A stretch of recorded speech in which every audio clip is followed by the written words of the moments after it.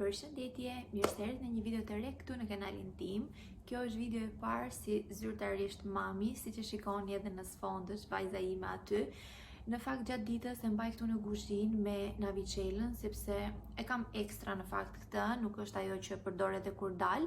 Kështu që kam dy, një e mbaj në kuzhinë që ta kem afër kur kaloj ditën më të madhe këtu, gatuaj ose bëj një pastrim, shikoj televizor, e kam afër dhe nuk e lë te krevati vet në dhomë. E ndjej pak më të sigurt në këtë lloj forme. Edhe kjo do jetë një video pak ndryshe nga videot e tjera, më shumë do më dëgjoni duke folur, duke ju treguar. E para të bëj një spoiler rreth eksperiencës time të lindjes, ju tregoj pak shkurtimisht si ka shkuar çdo gjë, dhe e dyta si ja kemi vendosur emrin vajzës. Ndoshta nuk besoj që edhe në Instagram akoma nuk e kam treguar apo nuk e kam thënë si ja kemi vendosur emrin vajzës, jo për ndonjë arsye specifike. Nuk kanë ardhur rrethanat, le të themi. E pjesa tjetër e videos se çfarë do bëj unë sot gjatë gjithë ditës, duke qenë se jam edhe vetëm. Niko ka shkuar në punë, se edhe vajza po fle, kam kohë për të folur edhe për të bërë një video për ju. Duke shpjeguar shkurt eksperiencën time të lindjes, nuk mund të them që kam pasur një nga eksperiencat më të bukura, siç e tregojnë, por mund të them që kam pasur një eksperiencë më të mirë se që kisha imagjinuar unë para se të isha shtatzan apo para se të kisha një eksperiencë lindjeje.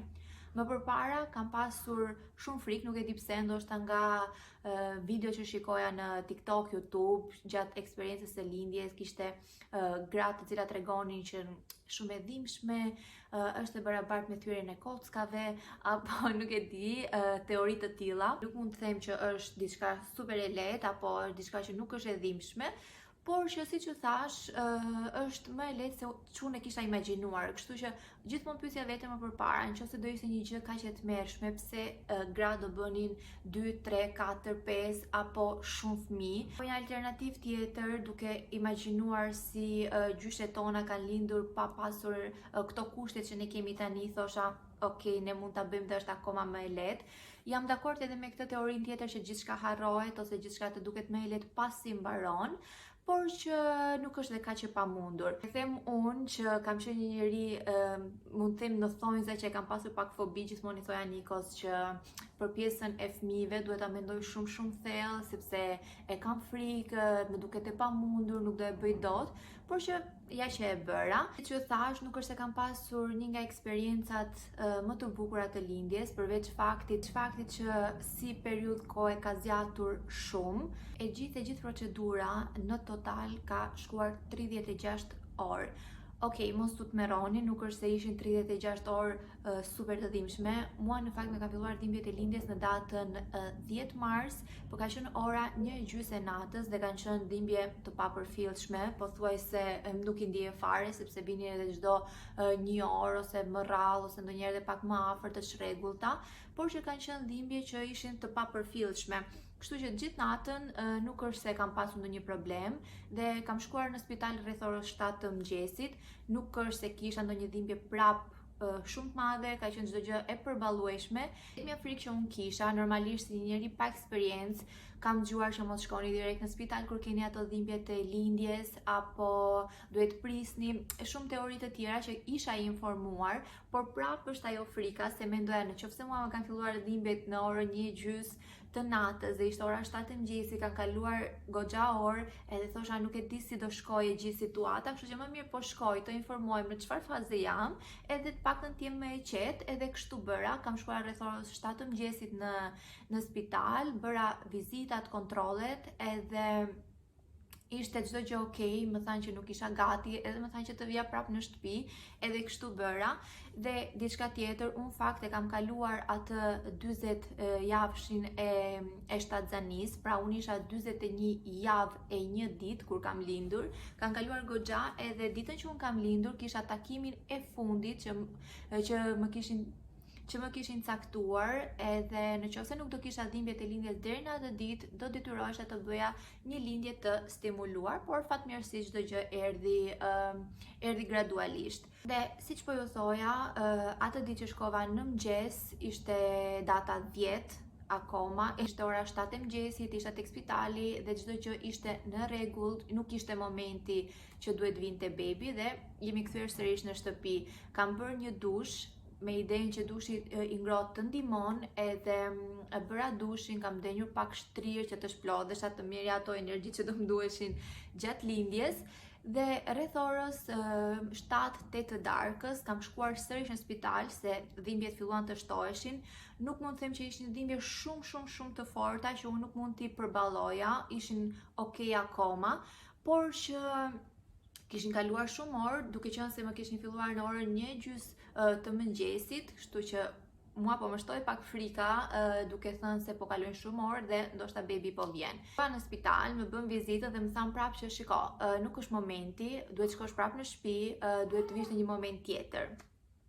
Dhe i thash, është pak i pamundur sepse shtëpia ime nga spitali ishte gjysore larg, me makinë, edhe kisha frikë. Kisha këtë frikën se varet si mund të shkonte e gjithë procedura apo sa shpejt mund të ecte e gjithë procedura. Kështu që duar pak a shumë situatën time, më thanë, okay, mund të shtrojmë në spital dhe të presim si do vijoj e gjithë procedura. Duke qenë se unë në datën 11 kisha në mëngjes edhe takimin e fundit, kështu që thanë, okay, mund të flesh këtu, me qenë se dhe datën e takimit e ke, plus që edhe dhimbjet kanë nisur, kështu që të monitorojmë gjatë gjithë natës si do shkoj e gjithë procedura. Edhe kështu bëm, pastaj gjatë natës, rreth orës 2 të natës, dhimbjet filluan të bëheshin edhe më të forta, kështu që kjo tregonte që bebi po vinte. Fati im më i mirë besoj se që kisha Nikon aty gjatë gjithë kohës, edhe që më ndihmonte duke nga ana emocionale apo dhe nga ana psikologjike, që edhe duke më ndihmuar, duke më bërë pak masazh tek pjesa e kurrizit. Unë në fakt i kam pasur të gjitha dhimbjet tek pjesa mbrapa, para tek pjesa e barkut nuk kam pasur, se kam dëgjuar që ka dhimbje ose në fund të barkut si dhimbje cikli ose tek pjesa e shpinës, edhe unë i kam pasur të gjitha mbrapa dhe fatmirësisht kisha Nikon që më ndihmonte gjatë gjithë kohës edhe më bënte masazh. Dhe kështu dhimbjet sa vinin po bëheshin edhe më të forta. Mund të them që dhimbjet kur isha afër për të lindur ishin goxha të forta. Gjëja e mirë është që nuk është se i ke të pandalim, ke ato 1 minutë midis njëra tjetrës që janë momentet që ti mund të marrësh frymë. Ndalen pak, të falenderoj pak dhe Marinelën. Më ka ndihmuar shumë paketa e lindjes që kam ndjekur me Marinelën, edhe të ndihmon shumë edhe frymarrja.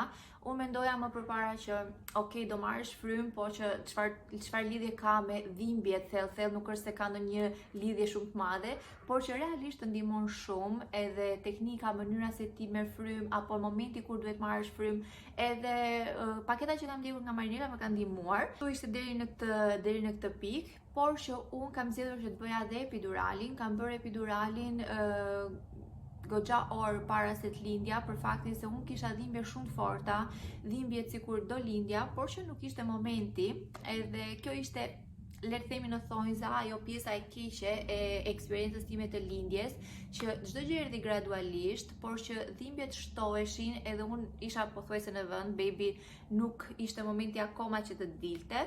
Dhe zgjodha të bëja epiduralin sepse po zgjaste shumë në orë. Në qoftë se unë do kisha një lindje, le të themi, të shpejt, ndoshta edhe 6 orë, 8 orë, 10 orë, ndoshta nuk do e kisha bërë epiduralin, por që siç ju thash, në total shkuan 36 orë dhe unë isha tmerrsisht e lodhur se edhe nuk mund të flija për shkak të dhimbjeve, nuk ndihesha e qetë, por që isha gjithkohës në ankth. Kështu që zgjodha të bëja epiduralin dhe nga momenti që unë kam bërë epiduralin ka qenë, le të themi, një shpëtim. Sugjeroj për gjitha vajzat, momentin që është një solucion për të larguar ato dhimbjet, pse mos ta bësh? Kush është arsyeja që të ndalon ta bësh edhe të durosh të gjitha ato dhimbjet deri në momentin që do lindësh? Këto teoritë që kam dëgjuar, jo ngele paralizuar, apo jo sepse do kesh dhimbje më mbrapa, gjitha këto teoritë bien poshtë, momenti që unë e kam provuar si gjë dhe nuk kam pasur asnjë nga këto teori që unë kam dëgjuar dhe fatmirësisht. Siç u thash, epidurali ishte shpëtimi im dhe mund ta kem bërë epiduralin rreth orës 3 ose 4 të mëngjesit. dhe unë kam lindur në orën 2:15 të drekës. Ka qenë një eksperiencë që ka zgjatur shumë, edhe unë kam qenë dhe lodhur për shkak të orëve të shumta që kam qenë me dhimbje. Siç ju thash, ndoshta po të kishte qenë pak më e shkurtër, ndoshta do e kisha përballuar edhe më mirë, por që në momentin që merr baby në krah, është një nga djesitë më të bukura, kështu që harron çdo gjë në momentin që unë kam marr gocën në krah. Sikur nuk isha unë fare ajo që kisha ato dhimbjet, apo sikur nuk isha unë fare ajo që isha e lodhur, apo gjitha këto problematikat e tjera, plus që isha edhe pa ngrënë, mund të kisha 24 orë që isha pa ngrënë fare, thjesht duke pirë vetëm ujë, që fatmirësisht çdo gjë shkoi shumë mirë, si për mua, si edhe për vajzën. Këtë jam falendëruese Zotit që çdo gjë shkoi shumë mirë. Dhe si që thash, më mbrapa erdhën gjërat akoma edhe më të bukura. Në spital nuk është se kemi ndenjur shumë, ditën që unë linda, si që thash e linda në orën 2 të drekës, 2:15, dhe kam fjetur aty atë natë edhe një natë më mbrapa, kështu që vetëm 2 net, edhe të ditën e tretë kemi dalë nga spitali, se çdo gjë ishte shumë mirë.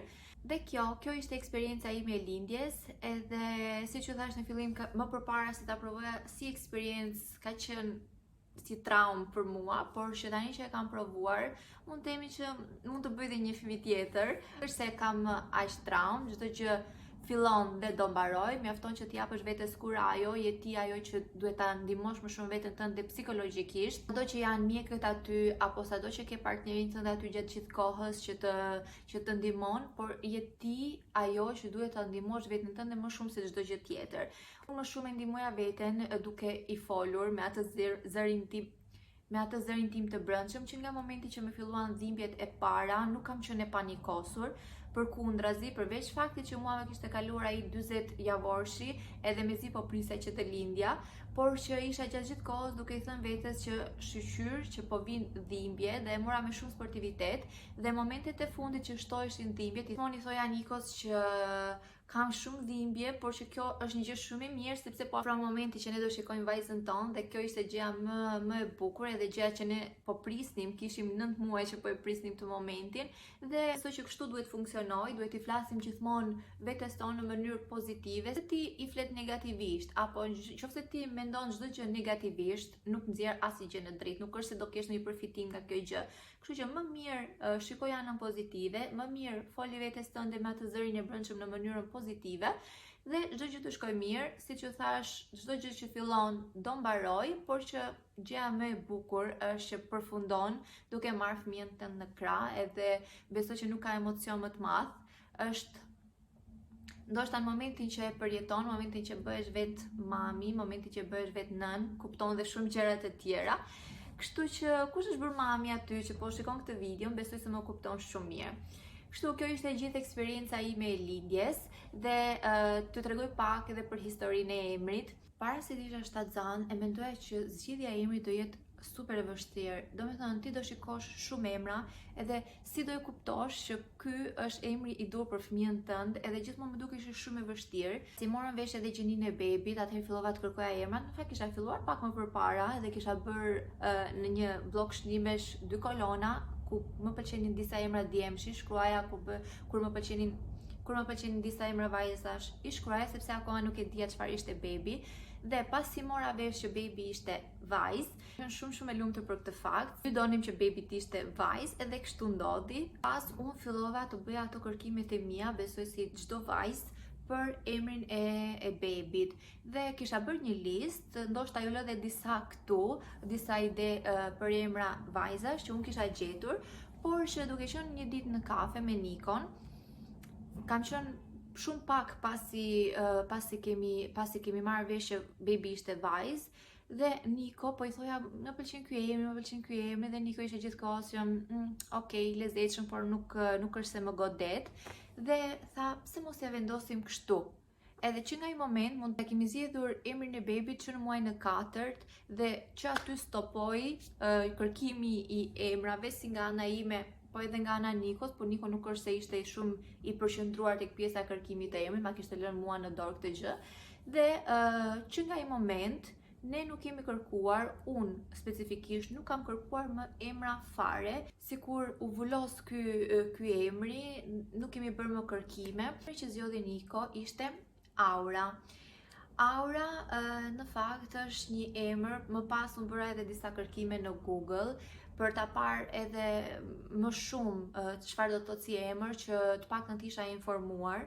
E para se fillon me shkronjën A, më pëlqeu e dyta se ishte një emër i shkurtër dhe më pëlqeu e treta që është një emër ndërkombëtar, kështu që më pëlqejnë shumë emrat patriotike, emrat shqiptar, por që asnjëherë nuk i dihet ku është ardhme e fëmijës tënd, edhe do doja një emër që të jetë pak do doja shumë që të ishte një emër që të lexoheshe njësoj në të gjithë botën, sepse unë për shembull këtu në Itali jam e detyruar, emri im është italian, Claudia, por që jam e detyruar gjithmonë që të them Claudia, por është me K, edhe jo me C, kështu që një emër pak ndryshe në shkrim apo edhe në shqiptim. Emrat shqiptar janë pak edhe më të vështirë, kështu që je detyruar gjithmonë të bësh shpjegim nga mbrapa. Edhe gjithmonë doja që të kisha një emër që të ishte njësoj, të lexoheshe njësoj edhe të kishte kuptimin njësoj në të gjithë botën.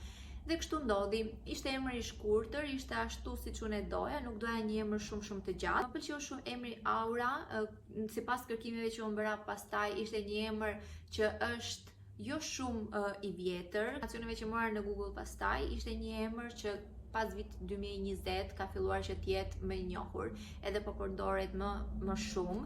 Kështu që shumë shkurtimisht, aura është një energji pozitive, një dritë rreth një personi apo një objekti apo nuk di si ta them, ndoshta shqip, ndoshta është nur, nuk e di nëse është fjala e duhur. Nëse do i thuash dikujt që je shumë e bukur ose je një yll apo ke një charm, ndoshta mund ta specifikosh më shumë që po vezullon edhe aura jote tregon shumë për këtë gjë. Mund ta përdorësh si shprehje edhe për njerëzit apo edhe për atë kur ke një talent apo kur ke, nuk e di, shkurtimisht kur përcjell një energji shumë pozitive, edhe i thua që aura jote po duket. Shkurtimisht kjo është edhe domethënia e emrit. Ta thënë me pak fjalë, ajo është aura ime, edhe kur më shikonin që un jam e lumtur apo kur un dukem e bukur apo kur un përcjell energji pozitive, është sepse ajo është aura ime. Dhe kjo është e gjithë historia e emrit dhe eksperienca ime e lindjes. Unë jam ulur këtu, jam kryqëzuar, ndërkohë që po ju tregoja të gjithë historinë e emrit dhe eksperiencën time të lindjes. Ngrihem tani, doja të pastroja pak, ndërkohë që kam disa rroba në ashugatriçe që duhet i palos dhe duhet mendoj pak për darkën, çfarë duhet bëjmë më vonë. Kam bërë thonjt, shikoni pak. Këtë dorën e kam bërë para 5 ditësh, këtë dorën e kam bërë para 2 ditësh, kështu që tani është pak më e vështirë. Qëse unë i bëj vetë thonjt, e kam pak më të vështirë sepse dua edhe më tepër kohë, edhe kur punoj me njërin dorë, pastaj me dorën tjetër, do më tepër kohë, edhe nuk është se e kam një dorë të lirë, ndërkohë që dikush punon me dorën time për shembull, që të bëj diçka tjetër. Dhe i kam bërë me radhë këtë para 5 ditësh, këtë para 2 ditësh dhe duart i kemi në rregull. Tani kam edhe thonjt e këmbës për të bërë, nuk e di kur do bëhem mbar që t'i bëj edhe thonjt e këmbës, sepse momentin që shkova për të lindur, më thanë t'i hiqja totalisht edhe thonjt e duarve edhe thonjt e këmbës, kështu që isha pa thonjt fare, pa thonjt të bërë, të kuptohemi, këtë periudhë që nga lindja deri tani.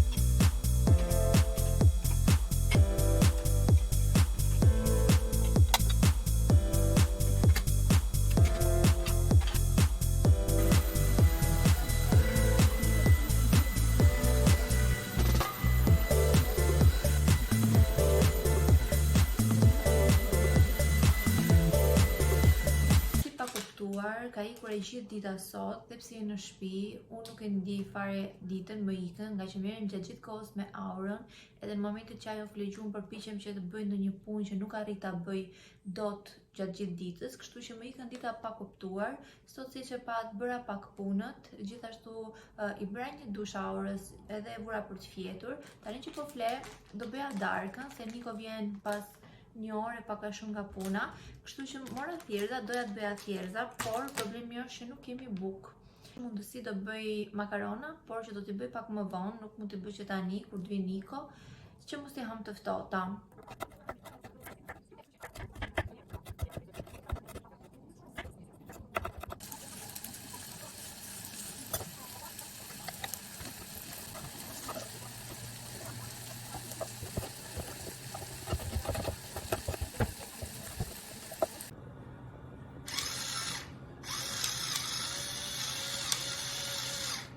Pijamat i kam bler tek Primark, janë super të rehatshme, super të mira, janë shumë të lehta në trup, pothuajse si ndihen fare, të freskëta, por që problemi është janë pak të dukshme, por e mira është që pjesa e sipërme është goxha e gjatë dhe të mbulon, kështu që për sa i përket kësaj pjese që janë të dukshme nuk është problem.